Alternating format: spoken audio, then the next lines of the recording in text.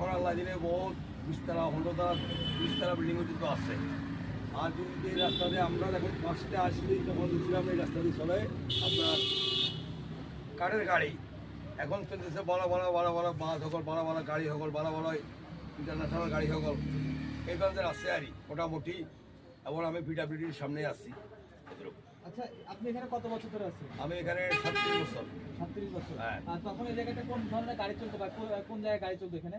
এখানে সবচেয়ে কালুবাড়ির কিছু বাস চলতো হালকা, আর ট্যাক্সি আসলো পুরানো ট্যাক্সিগুলা। তখন ওই টাইমে আমি ট্যাক্সি আসি। আচ্ছা, নামকরণটা কিভাবে করা হয়েছে রহমতগঞ্জ কিছু জানা আছে আপনার? কারো থেকে শুনছেন কিছু? রহমতগঞ্জ নাম হয়েছে তো ওই যে এখানে রহমতুল্লাহ সমাদার আছে, ওনার নামের উপরে নির্ভর করে রাস্তাটা হয়েছে। এখন সিরাজুল্লাহ রোড, এখন রহমতুল্লাহ রোড, এই দুটা রোড হয়েছে। এখান থেকে রহমতুল্লাহ সমাদারের কারণ নেই।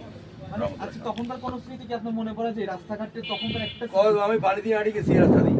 কি দিয়ে? পানি ছিল তখন। রাস্তায়? হ্যাঁ, রাস্তায় পানি ছিল তখন। আমি জবাই দিচ্ছি, কোনো বাড়ি ঘর ছিল না, সব টিনের ঘর ছিল, মানে কোনো নাম করা